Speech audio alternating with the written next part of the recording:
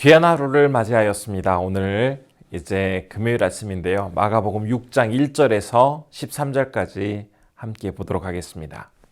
예수께서 거기를 떠나사 고향으로 가시니 제자들도 따르니라. 안식일이 되어 회당에서 가르치시니 많은 사람이 듣고 놀라 이르되 이 사람이 어디서 이런 것을 얻었느냐?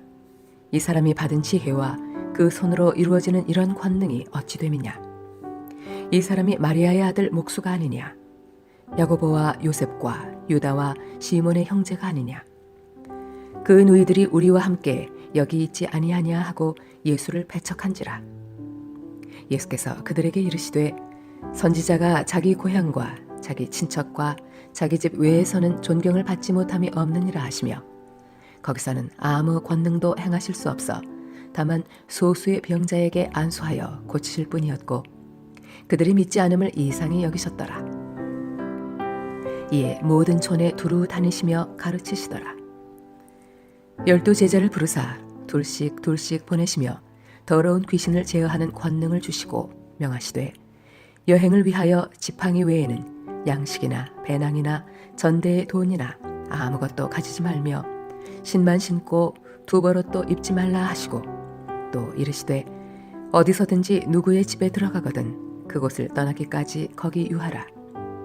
어느 곳에서든지 너희를 영접하지 아니하고 너희 말을 듣지도 아니하거든 거기서 나갈 때에 발 아래 먼지를 떨어버려 그들에게 증거를 삼으라 하시니 제자들이 나가서 회개하라 전파하고 많은 귀신을 쫓아내며 많은 병자에게 기름을 발라 고치더라. 가버나움에서 회당장 야이로의 딸을 고치신 후에 30년 동안 주님이 잘하셨던 그 나사렛이라는 지역에 이제 제자들과 함께 이동하시게 되는데요. 그곳에서 안식일을 맞아서 이제 회당에서 있었던 일을 본문 2절은 소개를 하고 있습니다. 제가 2절 말씀 한번 읽어보겠습니다. 안식일이 되어 회당에서 가르치시니 많은 사람이 듣고 놀라 이르되 이 사람이 어디서 이런 것을 얻었느냐? 이 사람이 받은 지혜와 그 손으로 이루어지는 이런 권능이 어찌 됨이냐? 당시 회당에는 모임을 진행할 때 3부로 진행되었다라고 합니다. 1부는 가장 중요한 시간으로 그 말씀이 낭독되어지는 그런 순서였고 두 번째로는 기도하는 시간이 있었습니다. 그리고 세 번째 3부로 이제 강론의 시간이 진행되는데요. 상황에 따라서 이 회당장은 자신의 재량으로 방문한 사람 중에서 어떤 강론할 수 있는 기회를 제공해 주기도 했다고 합니다. 그래서 사도 바울도 이제 복음을 전할 때 여러 지역을 방문할 때 주로 회당을 중심으로 해서 복음을 전하게 되었는데 그도 이 세 번째 시간, 즉 강론의 시간에 많은 사람들에게 하나님 나라에 대해서 전할 수 있는 기회를 얻었었습니다. 이처럼 예수님은 지금 이 3부 강론 시간에 이제 회당에 있던 사람들에게 하나님 나라에 대해서 동일하게 전하시는데요. 사람들은 이 예수님의 말씀을 듣고는 깜짝 놀라게 되었습니다. 여기서 놀라다라는 표현은 강하게 얻어맞다라는 그런 의미입니다. 망치로 이 머리를 얻어맞은 것처럼 커다란 충격을 받았다라는 뜻이 되겠죠. 목수 출신으로 지금 아버지 없이 홀어머니 마리아 밑에서 자란 예수가 이 정도로 굉장한 지식을 가지고 있다고 미처 몰랐구나라고 하면서 사람들은 감탄을 하였습니다.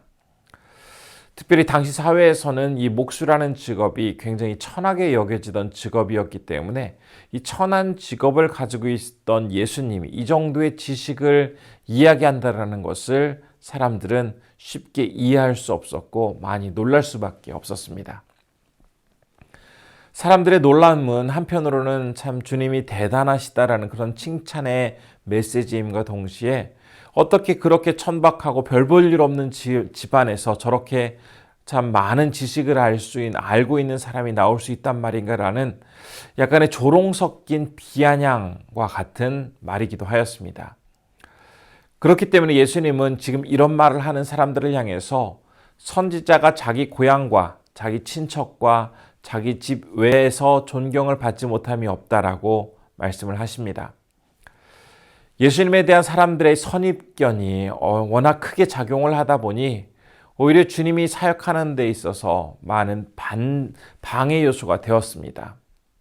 그들은 예수님의 그 말씀과 사역을 순수하게 받아들이지 못하고 자꾸 옛날의 예수님, 또 예수님이 자랐던 그 가정, 이런 것과 비교를 하면서 그 사역이 온전히 확장되지 못하다 보니 결국 그 나사렛에서는 소수의 사람에게만 기적을 베푸시고 이제 사역을 마치게 됩니다.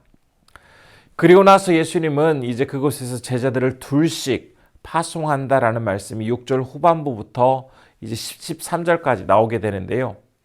예수님은 제자들을 부르시고 그들과 함께 훈련하신 후에 이제 어느 정도 시간이 흐르자 제자들을 직접 복음을 전하는 곳에 내보내고 계십니다.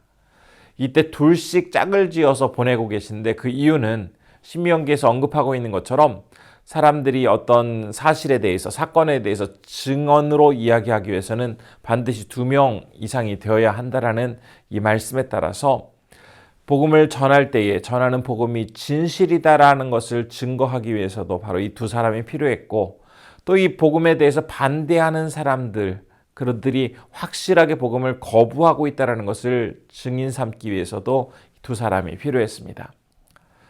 또한 2사람이 가서 유익한 점은 복음을 전할 때에 담대하게 그 일을 감당할 수 있도록 지지자, 또 용기를 더해주는 그런 함께하는 사람이 있었기 때문에 더 힘을 내어서 일을 감당할 수도 있었고요.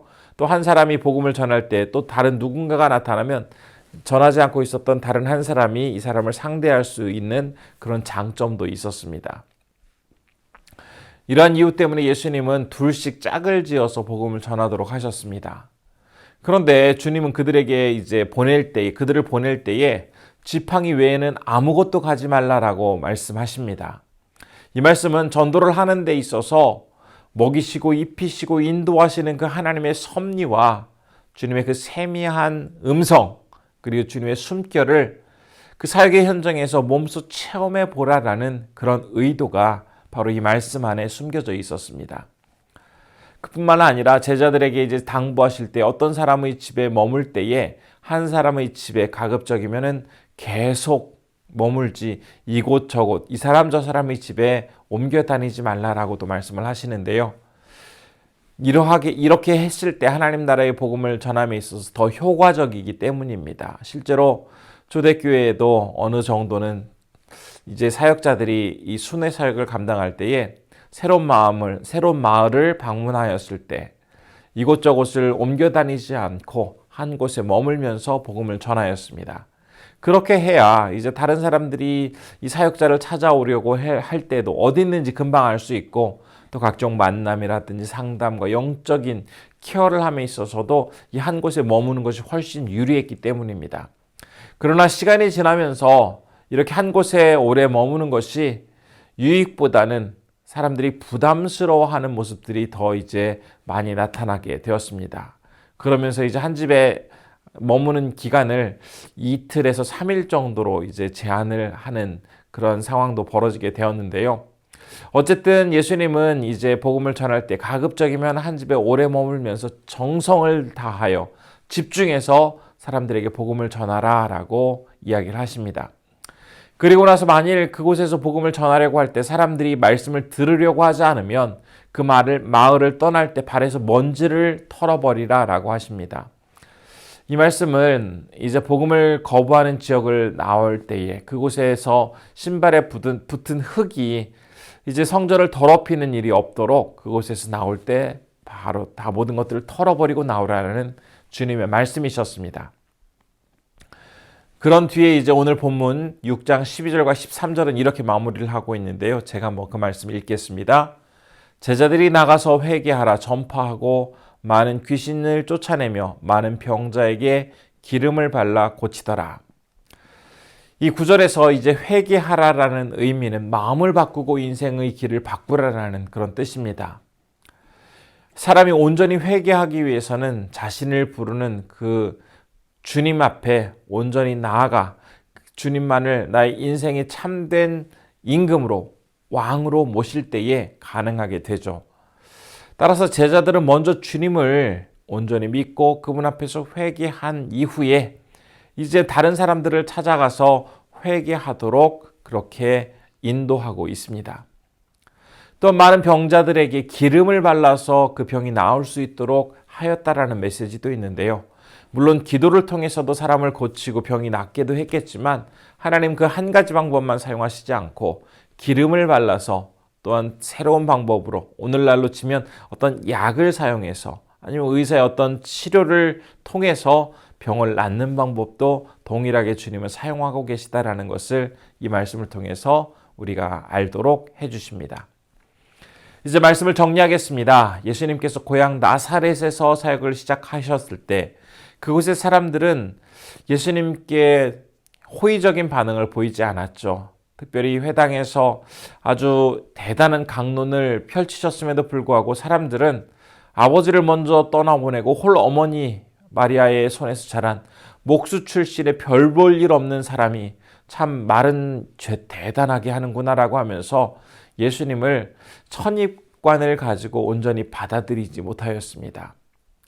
때로는 이처럼 우리가 가진 선입견이 복음을 온전히 경험하는 데 있어서 또한 커다란 방해 요소가 될 수 있다는 사실을 오늘 말씀을 통해서 우리가 한 가지 깨닫게 되고요. 또 다른 한 가지는 주님께서 제자들을 둘씩 나누어서 이제 복음을 전하게 하실 때에 지팡이 이외에 다른 것은 가져가지 말라고 하시면서 실제로 이 전도하는 과정에서 하나님이 베풀어 주시는 놀라운 은혜를 몸소 체험해 보라라는 그 주님의 권면의 말씀이 있었습니다. 우리는 어떤 사역을 할 때 다 준비되어져야만 또 완벽하게 갖추어져야만 완수할 수 있다라고 생각을 하는데요. 그것보다도 실제로 하나님께서는 우리가 예상하지 못했고 계획하지 않았던 많은 일들을 우리가 믿음으로 나아가게 될 때 그 사역의 현장 속에서 펼쳐주신다라는 사실 또한 오늘 말씀을 통해서 기억하면서 더욱 주님을 신뢰하며 우리가 담대하게 나아가도록 해야겠습니다. 진심으로 바라기는 오늘 하루 내 생각과 욕심과 걱정을 다 주님께 맡기고 온전히 주님과 함께 기쁨으로 나아가서 승리하시는 우리 성도님들 되시기를 간절히 바라봅니다. 기도하겠습니다. 첫 번째로 내 생각과 욕심과 걱정을 다 주님께 맡기고 온전히 주님과 함께 살아가는 주의 자녀 되게 하옵소서라고 기도해 주시고요. 조지아의 문정배 유현정 선교사님 토요일 키즈클럽을 통해서 어린아이들에게 복음이 충만히 전해지게 해달라고 함께 기도해 주시기 바랍니다. 기도하겠습니다.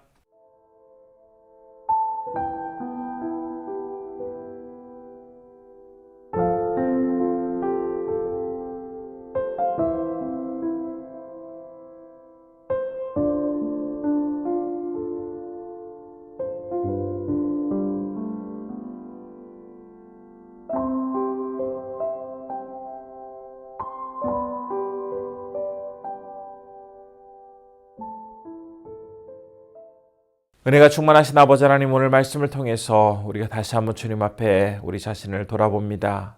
하나님, 고향에서 사역하시는 예수님을 향해서 자신들의 선입견과 예전의 그 기억들로 주님을 함부로 판단하고 또 그로 인해서 주님의 사역을 온전히 받아들이지 못하는 그런 사람들의 모습을 보면서 때로는 우리 역시 내가 가진 선입견 때문에 하나님의 역사와 하나님의 놀라우신 은총을 충만히 경험하지 못하는 때가 많이 있었음을 이 시간 주님 앞에 내어놓고 회개합니다. 아버지 하나님, 또한 주님께서 그 제자들을 전도의 현장으로 보내실 때 이제 하나님께서 실제로 많은 일들을 이루시고 그들에게 베풀어 주시고 또한 도와주시는 그 손길을 몸소 경험하라라는 주님의 말씀을 기억하면서 우리 또한 늘 주님만을 바라보면서 생생하게 우리의 삶의 현장에서 개입하시어 우리를 인도해 주시는 하나님과 함께 늘 기쁨으로 나아갈 수 있도록 붙잡아 주옵소서. 오늘은 조지아의 문정배 유현정 선교사님을 위해서 기도합니다. 토요일 키즈클럽을 통해서 우리 어린 학생들에게 복음이 잘 전달되게 하시고 우리 선교사님 늘 건강하게 또한 맡겨진 사명 잘 감당하실 수 있도록 주님 붙잡아 주옵소서. 오늘도 우리 성도님들 건강으로 인도해 주시고 하나님께서 어느 곳에 있든지 주님 바라보며 기쁨으로 살아갈 수 있도록 함께해 주시길 원하오며 예수님의 이름으로 기도드립니다. 아멘.